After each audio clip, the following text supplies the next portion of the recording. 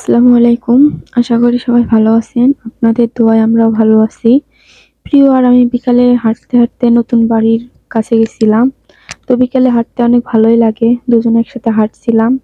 আর দেখছিলাম বাগানে অনেক ফুল ফুটছে। তো একটা ভিডিও করেই নিলাম। দেখতেছেন অনেকগুলা ফুল ফুটছে। গাঁদা ফুল।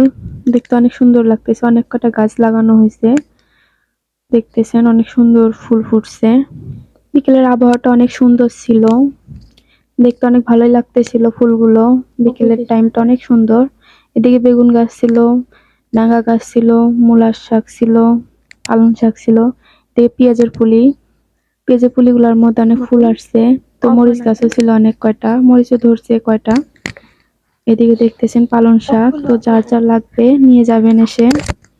পেঁয়াজের পুলির মধ্যে একটা সরিষা গাছ ছিল, তো ফুল ফুটছে দেখতেছেন। তো আমাদের এখানে সরিষা ক্ষেত নাই, তো বাট হচ্ছে একটা গাছ ছিল, তো আমি এখান থেকে একটা ফুল ছিঁড়ে নিলাম।